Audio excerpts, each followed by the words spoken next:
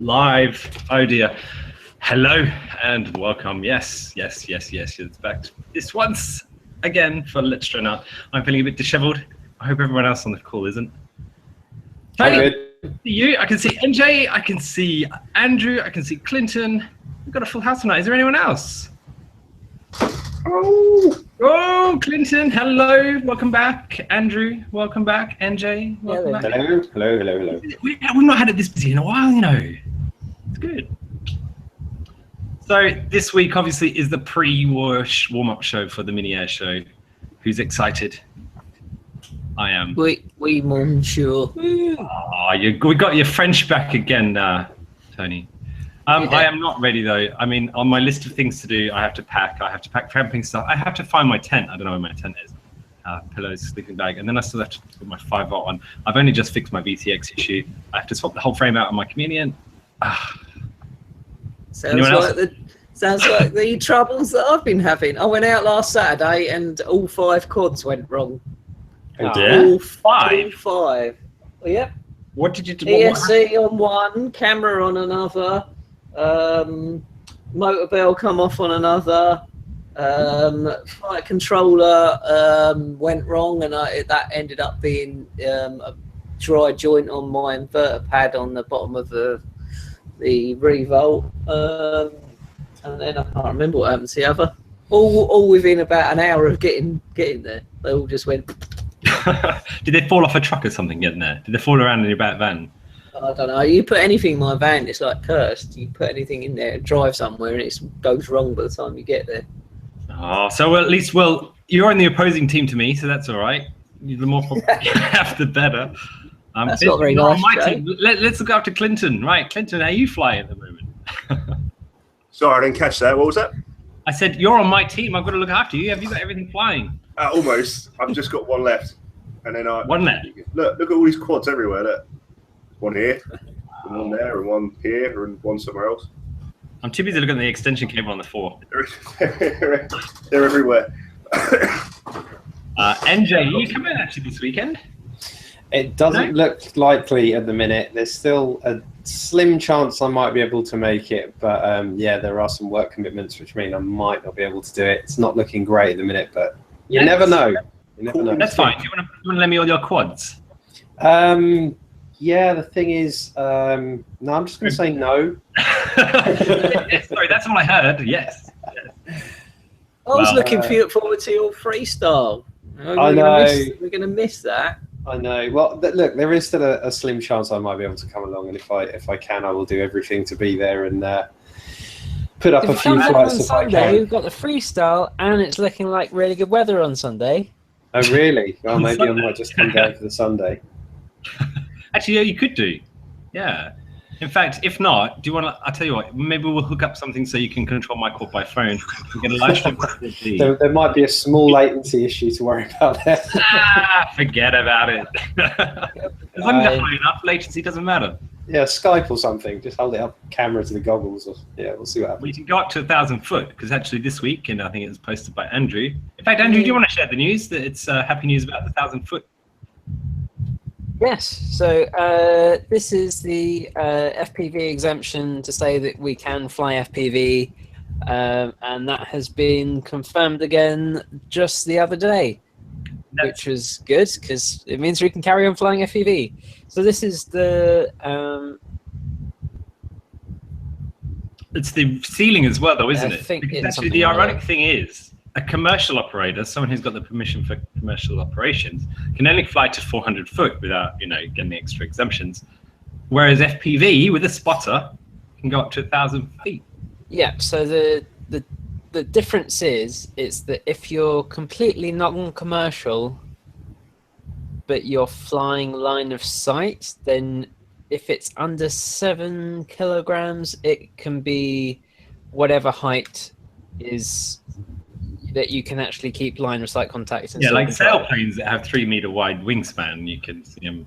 Yeah, so you can fly as long as it's under 7 kilos, and as long as you're not making money out of it, you can fly at whatever height you like, assuming there's no airspace restrictions or whatever. So, if I read correctly, though, you might be able to correct me on this, Andrew, but they don't stipulate you need the buddy box anymore for the FPV. Correct. So this is part of what the exemption is for, is to say that you can fly FPV with only a spotter and no buddy box. Which is, I mean, let's face it, for all this time, a lot of people have been flying FPV. It got really annoying asking your buddy to plug in with the same radio every single time. So I think that's been the past 3 years. I think that's been the case. That the FPV. You mean I can stop? Yes, you can stop that. But You can stop asking your imaginary buddy to plug into the box. It's like everybody else does. Hey, can you plug in? Perfect. Yeah, is yours working? Mine's working. You just need an inflatable spotter to with some robot eyes just to sit next to you. We did actually have one in our group that was cardboard spotter. I'm bringing this to sell. Does anyone want this? Good lord. Okay, Tony, how long have you been trying to sell that? I haven't really advertised it, to Since be I've honest. known you. I have put it on once, and then I gave up. But it's an S8. No, it's an S550. I'm going to put it on iDrone Storm if anyone wants to see it and buy it. Did you contact? Because I believe you need to contact Neil Cody from iDrone if you want to utilize this space, and it'll take a small fee, but that's quite reasonable. You don't have to keep an eye on it and talk about it or anything like that.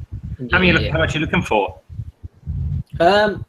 I don't know what I want for it. 3,500. You might get some sale on the show before. 3,500. I mean the gimbal on it was 300 on its own. So you're getting a NASA V2 on there and the leg scarf on their own. So No. yes. When it's coming to land, they just pop up. Well, they go down, Jay. I think they're called Retractable legs on there, yes. Yeah. OSD and everything it's got on it, so it's quite a bargain, really. I need to get the link to the YouTube chat for everyone so they can all, because there's no doubt people in there that I don't even know them. I mean, this is how disheveled I am today. But, as much as I've been working today and as much as I have not had a bad day, just fixing quads, there's two people on this call that have been tirelessly working down in a field, and they are Clinton and Andrew today with scaffolders, I believe, putting up tarps, taking off tarps, putting up tarps. So we've had Rich down there along with Jack. If Jack's in the chat somewhere. G'day, Jack. I'm going to get the chat up so we can all say g'day. What's up, Rich? What was Rich doing down there, putting the tarpaulin up? Someone said to turn my microphone down. That's an old message, I believe. Don't worry about that one. Okay. Maybe not. Yeah. I think it's new. All right, I've got the chat. Here we go. I'll send it to you all. But if I sound too loud, can you turn me down, Jay? Yeah, I will turn it down. If we have a answer in the chat, and we'll check the levels. I think you're coming across fine at the moment. Good. So what's left to do then? Set up the race course, set up the stalls, organise the parking. Yeah, and camping, and all these little things. Yeah, you don't need to do that. No, I mean it does sound like it's going to be a good turnout. I think Clinton had some rough approximate numbers of people flying, because obviously you needed a ticket to fly, and it was up to 140 or something, wasn't it? Maybe more. I'm not sure. I'd have to pull the figures out. We'll make it up. It might be 10,000 people, of which 9,000 and some might be put up by the strong winds tomorrow. If 10,000 people are turning up, then There's 100 million people turning up.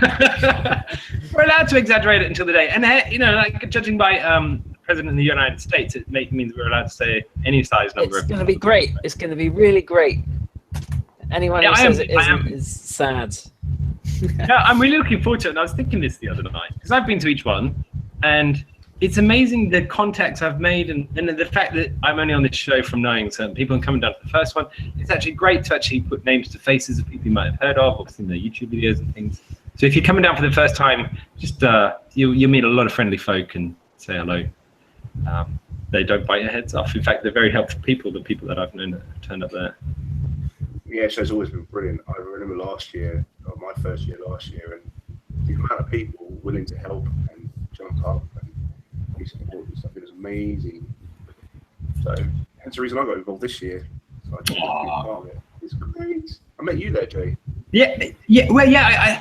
You know what? I think was that out on the Sunday. I think I remember meeting you then.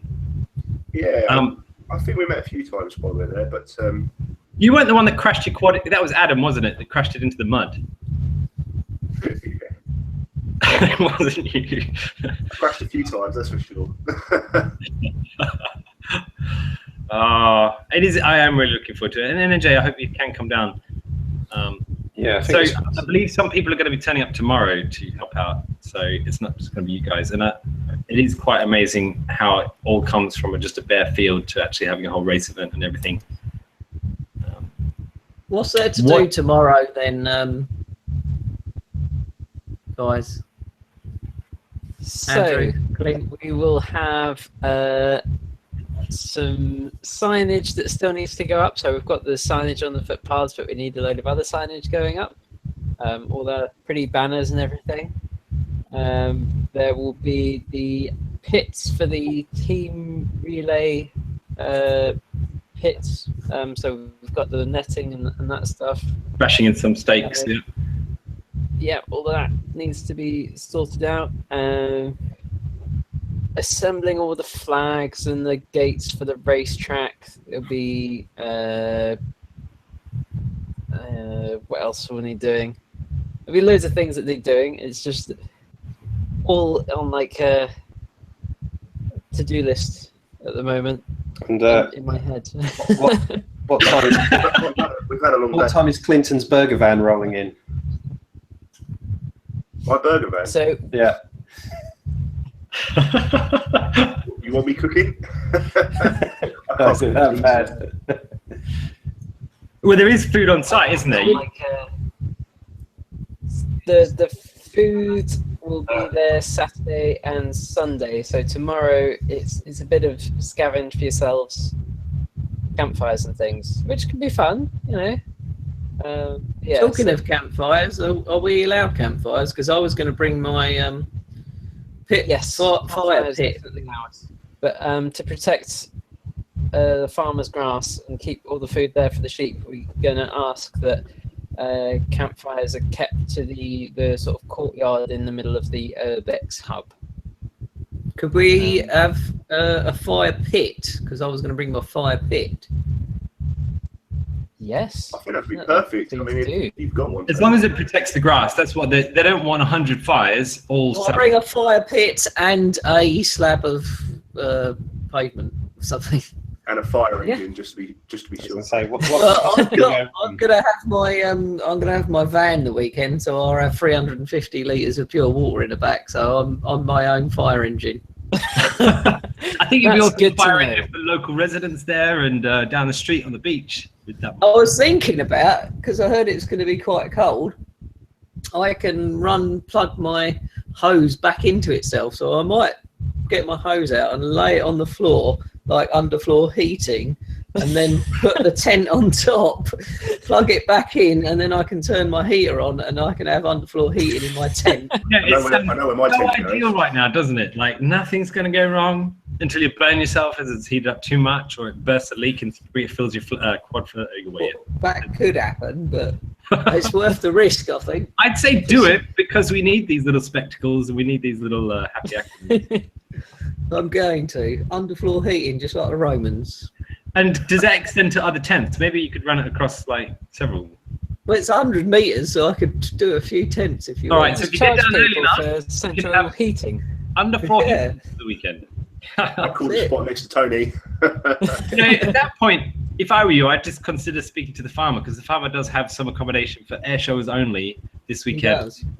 So if you haven't got accommodation sorted, you don't have a tent, and you really can't be facing a tent, there are potential cottage on the farm to use, but the bedding, I believe, may not turn up until Saturday. So take a sleeping bag just in case. But that is an option. I don't know what it costs, but that is an option. Or there's Tony's underfloor heating. Yeah, bring your own tent. Yeah. Laura in the chat is saying LDO should do a video because it would be funny.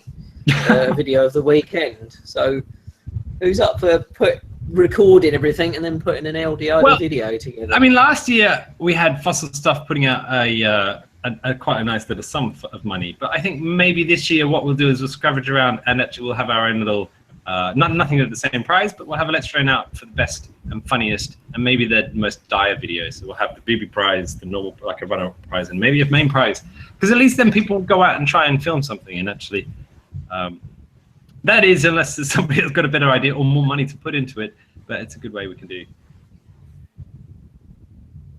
I'm sure we can do that. I'm going to be filming bits and bobs, and don't forget the ongoing competition that's still open because there's no closing date yet is the FPV stances. And actually, when that many people fly in this weekend, you might get some classic FPV stance photos. So what's this competition?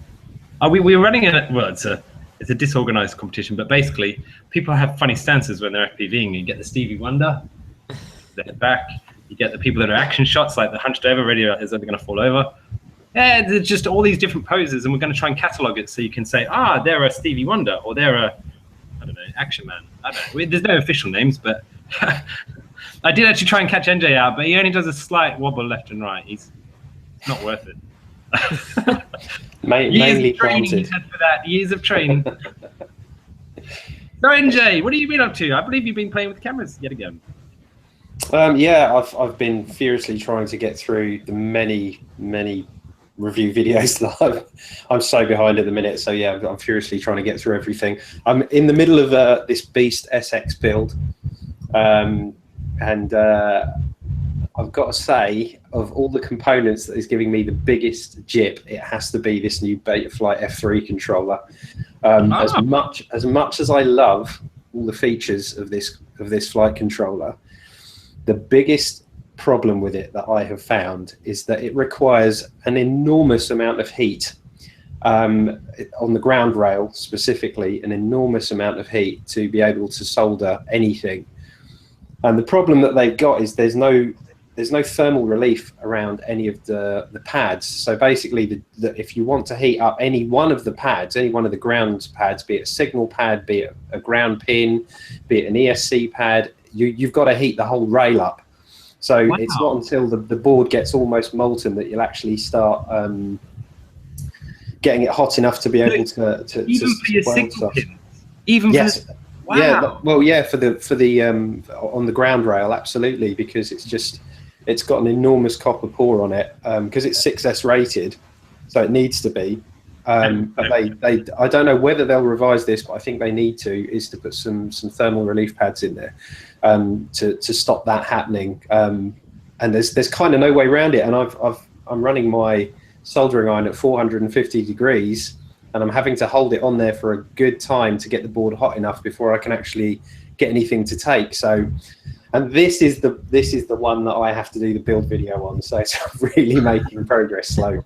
But the actual the functionality on the board and the fact it's got great OSD, current sensor, it's filtered for the video. It's the OSD is configurable within the GUI. Yeah, it's got an SD card slot for your black box logging. It's trying to do an awful lot. So I'm hoping it's going to be worth the aggro of the soldering that's involved with it at the minute. But yeah, so that's what I'm doing at the minute. And I suppose more topical than that is yesterday or the day before I released my roundup video, kind of roundup and summary on the Runcam 3. Only to find out today, as you pointed out, that it's being discontinued in the US over some patent wars with GoPro. Yeah, wow. And like somebody said in one of the groups, actually, they said, like there's a constant across the car industry. There's a lot of people there's a lot of standard size connectors, a lot of standard size things. So, why can't someone just have the same design? I didn't think GoPro invented the Cube or the box or. They had the original session, didn't they? But someone was saying that the Polaroid Cube might have come out first. It did, yeah. The Cube came out first, and then the Cube took GoPro to court over it. So yeah, I guess this is business, isn't it? Up at the top end like this, there's going to be a lot of shit throwing going on, and yeah, I don't know where that's going to end up, but at the minute. GoPro are a big company. Runcam are not as big as GoPro, and they are, are they quite in the same heavyweight division. If they start throwing around legal letters, I don't know, but that's quite a thing to suddenly turn around and say a market is as big as the US to say that's it, we're discontinuing it. That means that something pretty serious has been said. So yeah, I guess I don't know, but I did see earlier the link for the BBC article on the Polaroid Cube fighting with GoPro over a patent. So I don't know what patents they're specifically relating to, because that would probably make for a more interesting discussion on it. But I guess it's a case of watch this space and see what happens out of it. We can still buy it in the UK and stuff, and it's not going to go away from here, or yeah, for once FPV restrictions are. It's good to be in the European Union for a change. Well, we in it though. We're normally on the losing side of all the FPV stuff, so yeah, we're okay for a while. But you know, generally stuff like this, if it hits the US and it goes through, that kind of thing will surely make its way to mainly because the UK and manufacturing. If they say you're manufacturing this the same, then it doesn't matter what market you're putting it out in. It's just going to stop it from the source. And I don't think that. I think they're ceasing production now. So even if it was still available in the UK, you're not going to be able to get them because they're going to. It must be one component or element of the design that is undisputably infringing on the GoPro patent for them to actually cease production and say we have to redesign this, because that's a big step. Normally there'd be a lot of legal to and fro's before, and maybe some of that's already happened and we're just further down the line. But to actually cease production, it's got to be pretty unanimous that they are infringing a patent. So it's quite interesting. Odd, because the GoPro, because although the GoPro session came out after the Polaroid Cube, and there was the argument originally that Polaroid brought up an argument against GoPro saying you're copying our design, then GoPro, I think, went back and said you're infringing on our patent for a waterproof cube box shape. And then also, I think it was the case I read, wasn't it? Or they brought out a waterproof case and GoPro came back at them over that. Yeah. And then also like the viewing, like previewing the camera position from your phone, having that app on your phone to be able to see what the camera's seeing. It doesn't help us a lot though, because GoPro is more expensive than the Runcam. Yeah, and as I mentioned in my review, the GoPro app completely sucks compared to the Runcam app. The Runcam app's brilliant. I suppose this is the danger. GoPro saw a threat to their sales, and probably quite a sizable threat to their sales, and that's why they've probably started to push this. Well, GoPro need to put their prices down a bit then. Don't forget, GoPro lost a lot of money with their Karma drone, and so anything drone related now is it's ours. We're really doing this.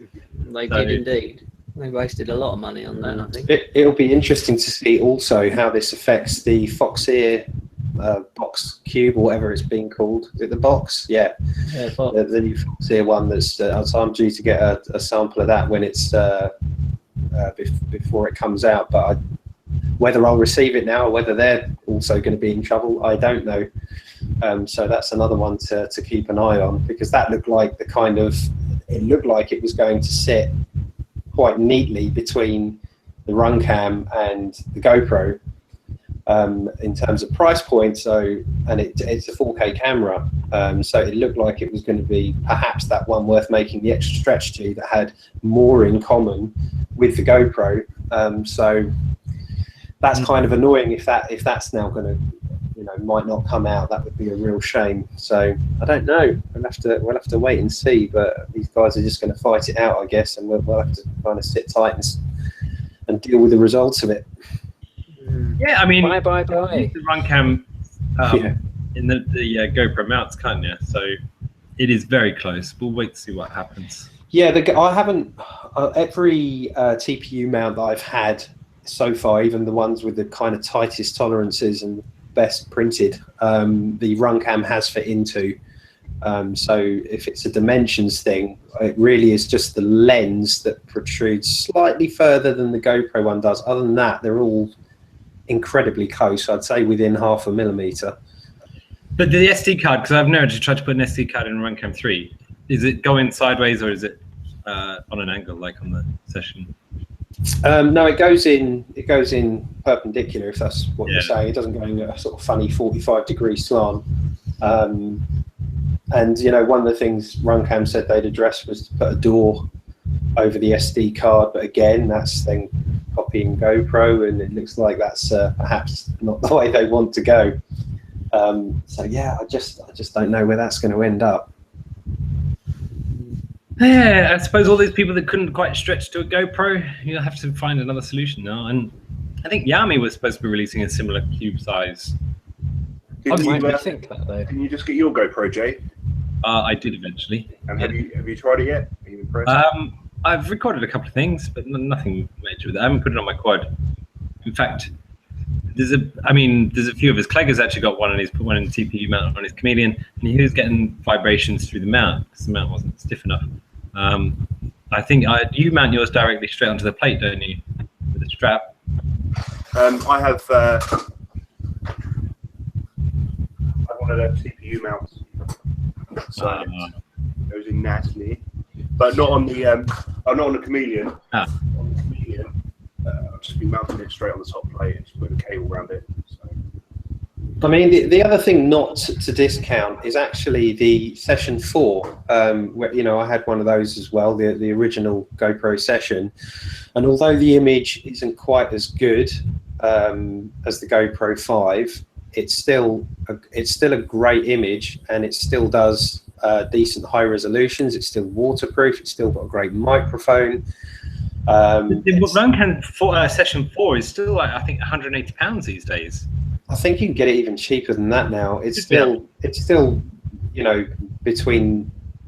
floating somewhere between the Runcam 3 and the Session 5. So it's just one that I think people have kind of forgotten about, but it's still a very viable option. And it also pays to not just go for your favorite suppliers. I mean, I managed to get a Session 5 brand new for £209, completely sealed in the box. Everything's still sealed. Wow, that's good. So if you shop, you can sometimes find good ones, although the delivery was shite.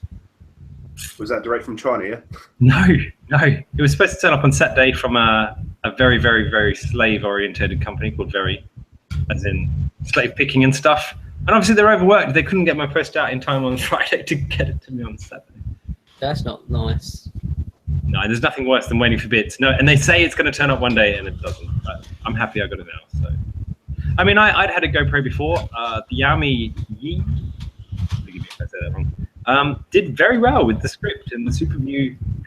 Okay, it wasn't quite a Super View. It was a poor man's Super View. But it was a good camera for the right price point. And it's a shame if GoPro are going to quash anything else and still hike up their prices. Yeah. Yes. You could always just record DVR this weekend and not smash up one GoPro, but everyone wants HD footage of how fast they rip around that course, don't they? I'm not going to record HD this time. No? I don't think so, no. Is that because you have no working quads or 5 are down? Well, they're working again.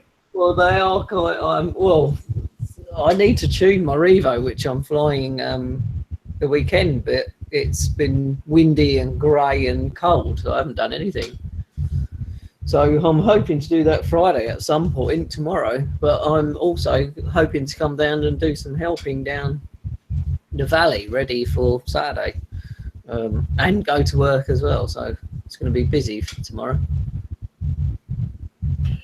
Yeah, I've still got to travel a couple of hours to get down. I believe people are coming down from Scotland. Are they all travelling down for tomorrow? By the way, hello to Striker, Blood Zero, Green Patches, Mario, Clegger, Clinton.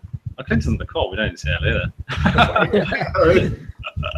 You're usually in the chat. You're a devoted listener, man. It's good to have you on the show. Laura is on the chat. Busy one this week. I'm sure there's others that Matthew Gemmons. I'm sorry if I've missed any of you out. Welcome. Yeah, so Tony, when's all our folk from up Scotland coming down? Saturday morning. I think they're going to be here by 9:30, or I think. I know they're flying down, all the lads from Scotland, so get to Gatwick, and then I don't know what they're doing. I don't know if they're hiring a car or what, but they are definitely going to be there Saturday morning, which is good. I like seeing them lot every year at the Mini Airshow. So the winds tomorrow, I've heard conflicting reports, but they're up to 25 miles per hour. Oh yeah. Not tomorrow, it's Saturday, isn't it? Sorry. Who flies? I mean, we had put up some gates the other weekend just for a bit of practice, and it was blowing a gale, probably similar sort of winds. And I've come to the realization in this country, you just have to learn to fly in wind now. And it's not too bad if you're tracking through gates. It's when what I found is when I was punching it up to go through a split S maneuver or something, that's when it threw me out. Yeah, do we know if you keep have we got any down, inside information if there's split S or anything that, you know, any higher up gates, or is it a standard run? Let me dig out the updated track. You mean you've got the updated track? How much do we have to pay to get a copy of it?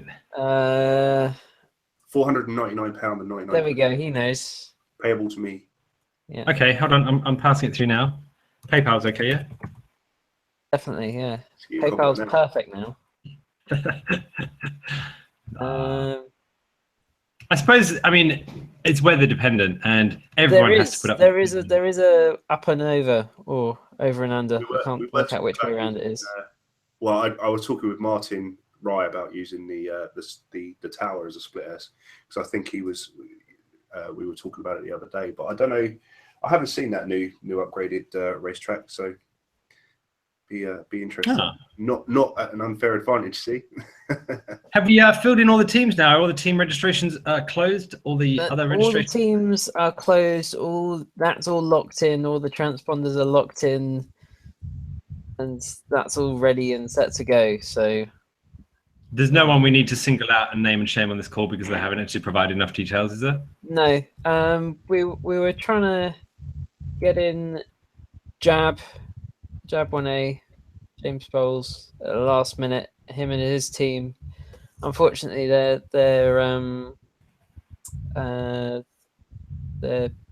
transport is not going to be functional.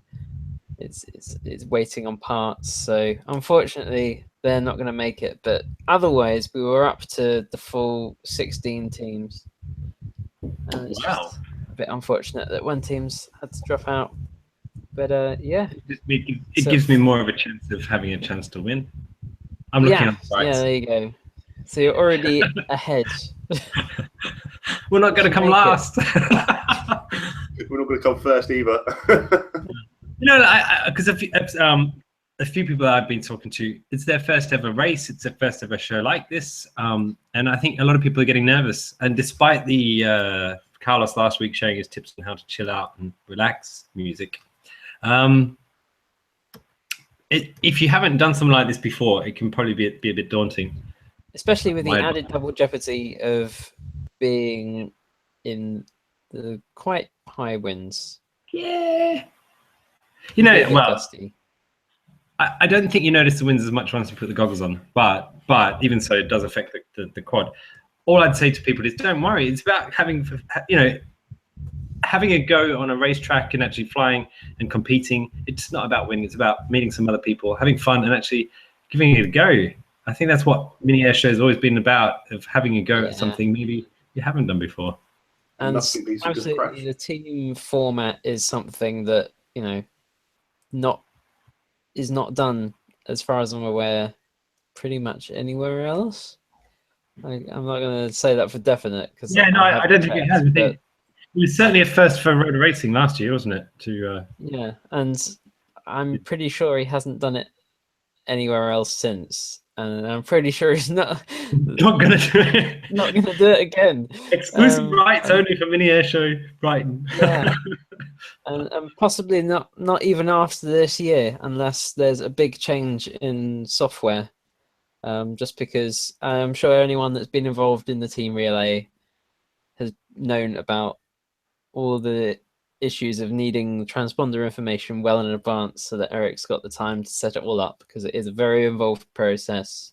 So if you turn up on the day and are like, I got my transponder number wrong, you will not be popular at all. So bear that in mind. Or you may actually be even more popular for somebody else because you might count against their laps. Yeah, it might just be that your laps don't get counted, unfortunately.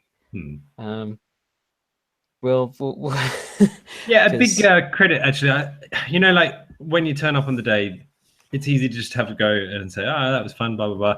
But there's a lot of tireless work that has gone on from the racing side, from the organization work side. I think into the racing, into the team format, all of that has been a huge amount of work on Eric. He's done that. Yeah. Very, really bent over backwards for us to get this going. So yeah, we definitely appreciate that, and hopefully this time next year, the VTX system will have come on even more leaps and bounds than it had between last year and this year, in that it don't think it existed last year.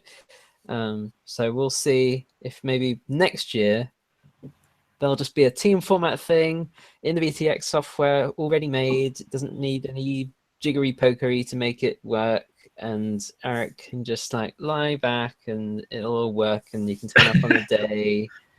I don't think anyone can ever just lie back at the Mini Airshow. No, that's true. I may be pushing it a bit far, but I can dream. I can dream. Oh, you can. I mean, I hope you and Clinton, Fraser may not be able to fly with his dislocated shoulders, but at least I hope you and Clinton get at least one battery in somewhere. I mean, Clinton should because he's racing. But, well, I think Jack's silent in the chat now, probably because he's fixing my quads. So I just gave my quad to him and was like, fix this, please. I want one to work for the weekend. Yes, I will do that. As well.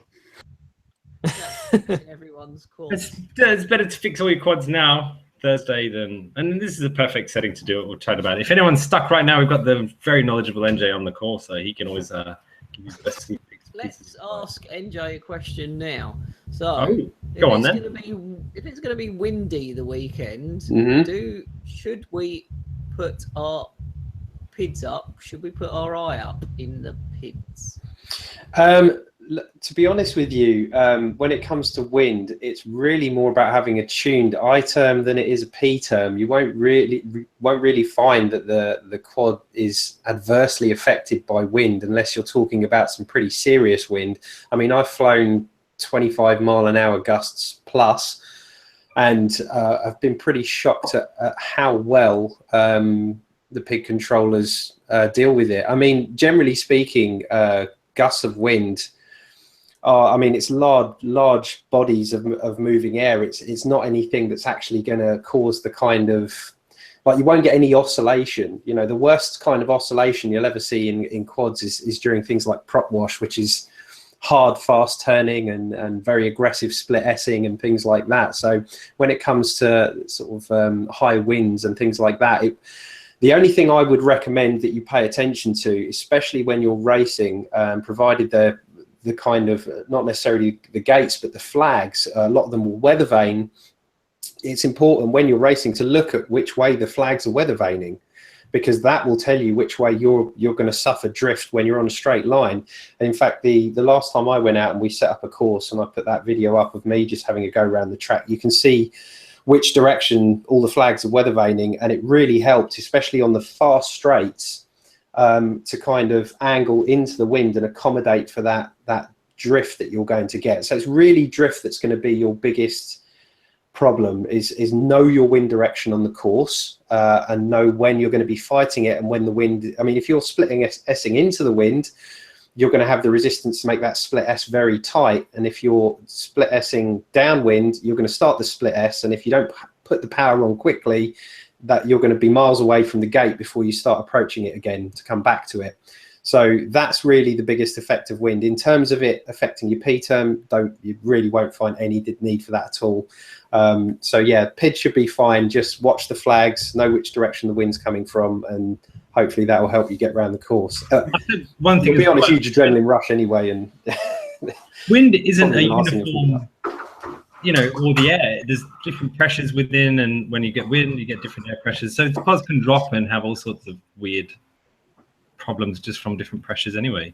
Yeah, So- I'd just keep an eye on the flags, and just as you're going, I mean, it's a really hard thing. You're concentrating so much when you race, and you're so focused. It's just not something you think about. So really, it's something just to try and get in your head before you put the goggles down. Just glance over at the course and look at which way the wind is moving, because you've got no perception of wind once you're flying. You've got nothing to tell. You know, if you're in a real aircraft, you've got immediate feedback on the controls that and the aircraft shifts, you feel it in your body, all those things that are removed when you're looking through a set of goggles. So you have to look for the visual cues and then make the adjustments. Otherwise, you know, the wind can quite easily push you way off your target for a gate, or it might, you know, change the way you turn around a gate, around a flag, and push you into another one. So if it's anything over kind of 15 knots, 12 to 15 knots, I think you'd be all right. Anything over that, gusting over 12 to 15 knots, then if you want an advantage, just have a little, you know, eyeball the flags. What's that in real money? Knots, mile an Oh, hour. they're at that level, they're fairly similar to miles per Yeah, hour. it's about maybe 16, 17 miles an hour. Yeah. But I think 12 knots is 14 miles an hour, according to 12 Google. knots or 12 knots? Thank you, Google. Nuts. 12 knots, yeah. Yeah. 3 quads. And if you have a proper windsock down there, you can tell by reading an actual aviation windsock by the segments and how far each segment droops down. So if you've got the first section of a windsock straight and then it droops down, then you've got 5 knots of wind. If the second section is out and it droops down from there, you've got 10 knots of wind. So someone go and pick up an aviation windsock and stick it down. I am actually going to be just concentrating solely on getting through gates and around corners. Wind or no wind, it doesn't matter. There's a gate. Get through it. Well, just do one of those before you fly, and then you'll look really serious. I genuinely want one of those, though. I've got a window meter thing, wind meter. And Yeah, a thermometer. I'm going to bring mine down just so we can record the highest winds, I think, on the race day. Or maybe we strap it to the top of a pole at the top of the hill so we can get that. And So just see we were what strapping old socks to the back of our quads. Is that what you said? yeah, old socks with a hole cut in the end. Have to have the hole. Oh, we Yeah. all cut a hole in as well. Yeah, if you've got the right, you know, if your socks are worn through and there's a hole in the front, hey, here's one I prepared earlier. Yeah. Who knows? You know, like the thing about the UK and the weather is you never really know what's going to happen. So on the day, you can have a rough idea, but you never really know. So plan for everything and bring water because it might turn into a heat wave. Yeah, Okay, bring water. That's always a good idea. It's looking dry at the moment, but I'm not saying that. So make sure you bring lots of waterproof coats and dry clothes and things. And That even when gets rid of the rain if you bring those. If anyone went to the one last year, Jacques, who was down at the build area on the Saturday, tinkering with quads and building a quad, he found it really bad because even though it's sunny weather during the day, it got freezing cold at night. So also for that, you don't want to wake up on Sunday when you've got a big freestyle event to really pull off and you're all tired and not. You don't want to be like waking up with trench foot or something. So make sure you are prepared. If you do for get it cold, being- by the way, you can just move into Tony's tent. He's got underfloor heating. Yeah, got underfloor heating. Yeah. In fact, you can glass start renting heating. out the rope, sublet your tent. Yeah, if you bring enough dry clothes, it'll be fine. So, Sorry, we've just got a question in the a question that I thought looked quite interesting. So it's from Chris Alt, I think it says here. Okay, so over 50% throttle, my front end nods. It's not CG, and I've been tuning. My eye is at 59. I don't really want to exceed 60. Any suggestions? So the chances are, this is a tricky one because I-term's quite a slow reacting thing. But it's and when you go too far with I-term, and I mean at the real extreme end of I-term tuning, if you go too far, you get very kind of they're not like P-turn oscillations, which are very quick, and I mean like really aggressive fluttering. You get a much more slow wobble, much more exacerbated, and that's more indicative of I-term where you've gone too far. Now, interestingly, and what makes I-term a little bit tricky to tune is if the I-term's too low and you are in forward flight and it starts to nod, and it could nod or it could raise, that can be a sign that the I-term is too low, but it can also be a sign that you've gone too far with the I-term. So you can get the same problems actually showing the same symptoms at both ends of the scale. So what I would be tempted to do is actually back that down. Now, with I-term, the way I check it is fast forward flight, and again, have the throttle at around 50%. And then I just let go of the right stick and I look at how it tracks. And if it's holding its track, your right term's actually good, and it's not really it's not directly the culprit, but it is indirectly the culprit. So what I would then do, especially if you're in beta flight, is look at increasing the anti-gravity gain. And this was something which Boris added in specifically to try and take care of this problem, where you would get this kind of, especially as you were throttling, you'd get this kind of nodding, whether it was up or down. And you see it in the bottom of power loops as well. As you come out of the power loop and you start putting the throttle in, you'll notice that the nose comes up by itself without you putting any pitch input in. So what I would do is bring I-term back down. If you're at 50, I'd maybe, or 60 or close to that, I'd come down to 40. And then I would take your I-term, your anti-gravity gain, which you enter in the CLI, and I would move that. I think the default in 317 is around 3. So I would take that to 4, retest it, try again, then take it to 5, retest it, try again. And that specifically works to try and take care of the fact that I-term can't respond fast enough to it. That will compensate for that and hopefully start to tune that out.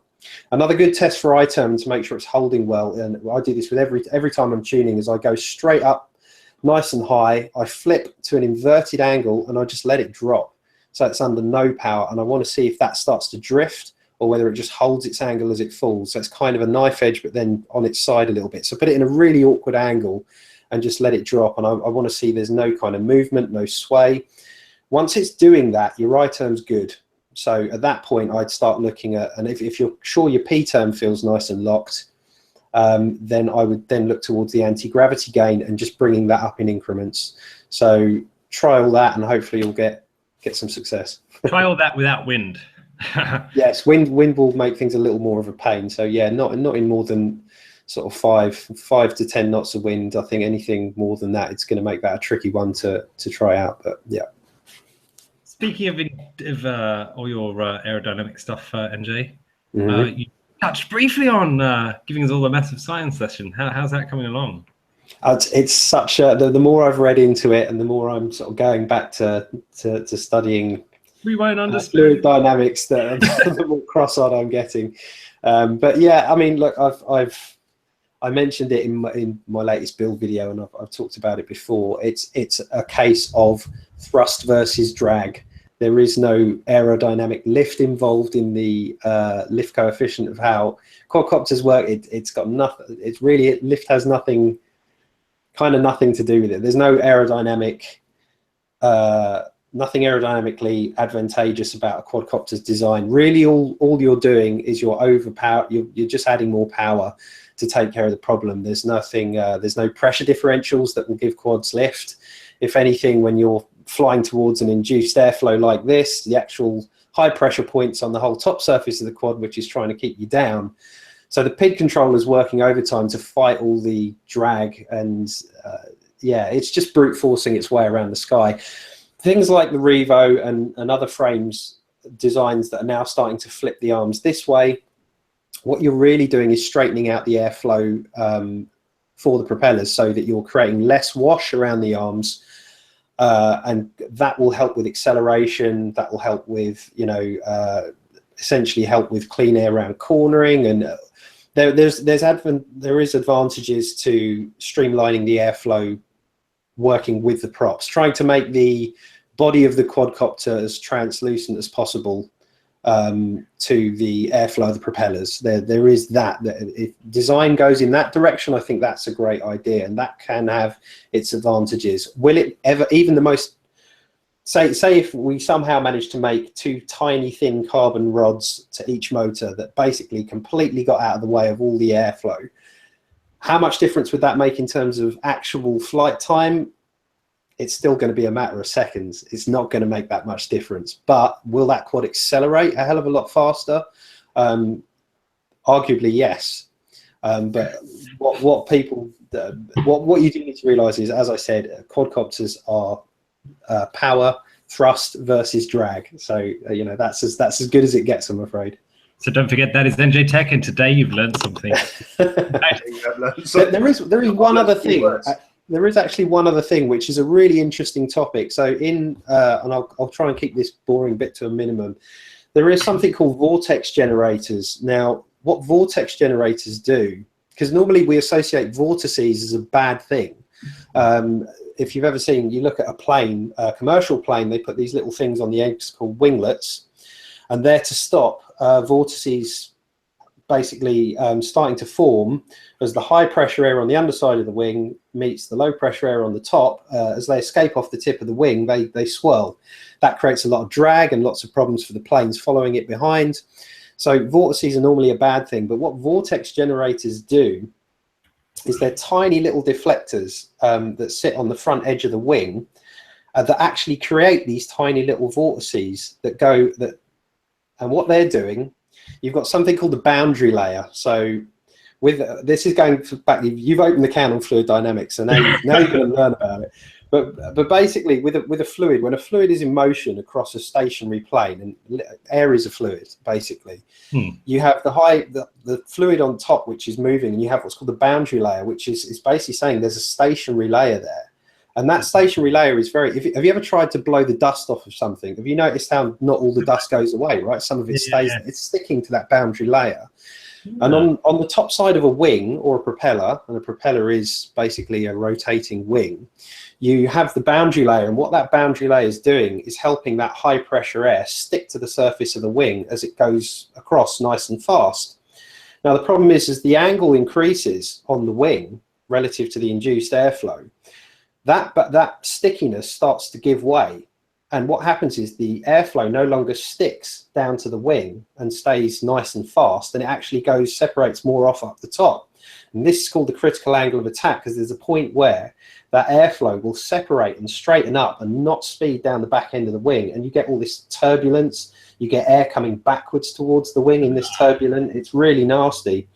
And what vortex generators do is create vortices. So you have rotating air that picks up some of this boundary layer air and mixes it with high speed air and forces it. And because it's doing that, it's now re-adhering to this top side of the wing.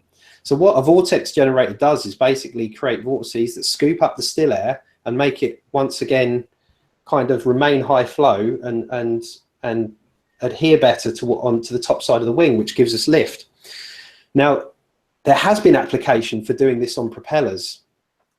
It hasn't been, it was actually CAA approved as a design where they put vortex generators on propellers so that they could run at higher pitch angles and still, rather than get to a point where they're just creating massive amounts of drag because they're effectively stalling, these vortex generators will cause that air to still stick to that top high pressure part of the aerofoil and allow more efficiency and potentially more thrust. So yeah, the CAA approved a design. That means that the design was approved and therefore it's not going to harm the aircraft, but that doesn't necessarily mean that it was a working practical thing that is brilliant and works. And you know, why don't all propellers have vortex generators on them? But I wonder if there isn't something in propeller design that could be done along those routes to further increase the performance of quadcopters. I think that's where most of the design advantages are. It's in propeller design. That's where most of us find that we've got the real that most of us, when we go out and fly, we swap a set of props. You swap props. It's usually the biggest change to your quadcopter. You put a new set of props on, you go, wow, that feels different because of X, Y, and Z. And that, I feel, at the minute is where the real benefits lie, is getting the real aerodynamic geniuses to sit down and work on propeller design. Get your NJ vortex-inducing props this time next year. Yeah, well, you never know. Vortex generator props. Funny how many people go to the really high-pitched props anyway, and then come down a little anyway. The other way I've had vortex generators explained to me was that the drag is the kind of the bubble. You know, when you stall a wing or a aerofoil or plate or whatever, it's the bubble of low pressure behind it that's doing the drag. And so what the that's correct. That's called the critical angle of attack. So that is the point at which you're not really generating lift anymore, and the drag has become so bad. And the weirdest thing, if you ever look at in slow motion, there's loads of this on YouTube. If you ever look at how those vortices generate behind the drag starts to form, you'll actually see in the smoke tunnel, as it gets past this critical angle of attack, you'll see smoke coming backwards towards the wing. You actually get vortices coming back at it, no matter how fast forward it's going. It's just the weirdest thing to look at. But yeah, that creates all these incredible. Yeah, the drags then horrific at that point. And yeah, it's got to do with that top layer separating and no longer adhering to the top side of the wing, because that low pressure air has to remain low pressure and this has to remain high pressure for that difference to generate the lift. And yeah, as soon as that starts to separate and you've got the vortices and the drag, then yeah, that pressure differential is not there and it's not going to fly very well anymore. Wow. I think everyone's really busy in the chat room. What I was going to try to say, to try and explain vortex generators, was that the vortex generators then just disrupt the bubble that's on the other side by just mixing all the air together. Yeah, exactly. But what you have to remember is we've got airflow separation this way. So if we're looking at the wing this way, but if I spin the wing this way, that is the way that the vortex generator is working. So this is going along, scooping up boundary layer air and mixing it with high pressure, fast flowing laminate air. So it's taking those two things and mixing them and keeping that adhesion rather than allowing that separation process. And I mean, you can literally buy a kit of these kind of printed vortex generators, and they look like little kind of inverse V's that go on the front edge of the wing. You can get them in general aviation for Cessnas and stuff. And it can take a Cessna that has a stall speed of around 55 knots and take it down to like 45 or even 43 knots. I mean, that's a big deal. That suddenly makes the plane a whole lot safer. But yeah, it's fascinating stuff. And then at the other end of the scale, commercial airliners have this problem where you can actually get high-speed stall, which is to do with airflow breaking the sound barrier. We've got someone just mentioned a comment in the chat. Apparently, Tonstar1 says he has a vortex generator after Sprouts. Does it? Yeah. How much lift does it generate? Sorry. I think, you know what you're saying, that it's that boundary layer. I think after Sprouts, it sticks to everything. Nah. It's a fascinating subject. But it's so like there's so much, and obviously you've done your research. I've been joking that we're having a test on this, and you're going to set some questions, but it's an interesting thing. There's enough content out there on YouTube if it's all new to you that you can start to learn about it, and just understanding a little bit of that just makes you look at the whole thing a little bit differently. I find it an absolutely fascinating topic, because you look at aircraft flying things like A380s and you think that I still look at it and think, how's that in the air? It shouldn't be in the air. It weighs an absolute ton. It shouldn't fly. So the physics side of it I think is pretty interesting. You are quite unique that you go down to the NJ Tech degree of knowledge, and actually it's good to because most of us wouldn't actually go through and like learn a lot of this, but it is relevant to everything we do. And I find that some people like cars, working on cars, driving cars. Some people just like driving cars. And I think some people love working on quads and the theory behind it all. Some people like Tony just like flying quads. That's all I do, like doing flying. I hate mending them, and I don't. No, but there's so much actually knowledge there's so much that makes these things work. Do you know what it is? I think the one thing you should take away from this is you should just have so much respect for the guys that like Boris B and like our Dominic Cliftons and the guys that do the programming for this, because you really don't have any concept of just how much work that flight controller is doing. you're just giving it an idea of what you want it to do, and it's saying, well, I see what you're trying to do, and then it does some seriously complicated work to give you an output that feels organic, that feels like you're controlling something very directly. It's absolutely incredible, and especially with propellers, you see the kind of there's all kinds of things like center of thrust, there's torque, induced airflow. It just goes on and on and on, and you realize that these flight controllers are working out a way to negate all of these problems, and as I said, give you a feeling of direct connection when you're on the sticks. It's nothing short of magical, what those guys are doing. So yeah, big respect to Boris and the team and all of those guys that keep making these things fly so damn good. And respect for you to sharing some of the little bit more that we wouldn't have actually. We would have just gone on and spun our props and flown, not actually understanding the vortex generators as starts and all sorts. Yeah. Well, yeah, it's a tricky thing to try and condense into things that don't make you go cross-eyed. And believe me, I spend most of my time cross-eyed reading it. But yeah, if it's an interesting topic, it's definitely one worth having a look into. Oh yeah, not F60s, Clinton. It's Cobra Motors for the win. 2207. Anyway, you know what? I think there's a lot of us here that are probably just thinking, when am I going to be able to get enough stuff, my stuff packed and fixed, ready to go fly tomorrow? That day. Yeah. Maybe we should call it a show, but maybe Clinton or Andrew, any last thoughts for Mini Airshow? Any last requests? Make sure people print off the tickets. Make sure you know where you're going. Make sure you bring water. Yeah, bring water. But tickets. Bring warm clothes if you're camping. Yeah. Bring dry clothes if you're not.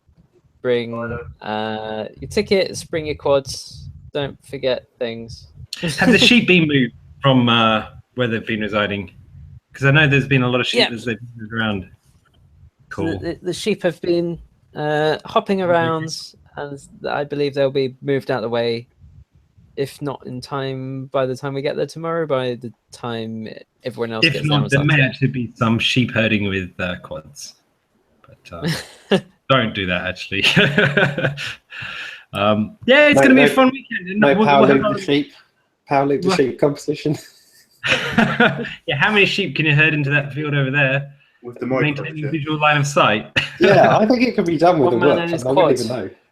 They've probably seen bigger wasps down there than some of those whoops. So the trouble is, though, I think because they're used to that noise, they don't react as much as other sheep in other fields because they haven't actually got used to that noise. they're pretty immune to it now, I think. I'm quite surprised. They don't really care, do they? I mean, I've been flying near sheep at least 100 meters away, at least, and they all run across to a field, and I just see these little white dots on my video all running to the other side of a field because this slight buzz got them all spooked. But it is going to be a fun weekend. We'll have a catch up, and I don't know if the competition take place, but please take some video because we would like to share it. And I think the last year's winning competitions, someone sticker bombed everyone else. So sticker bombing for the win. Might get you the prize that hasn't even been done yet.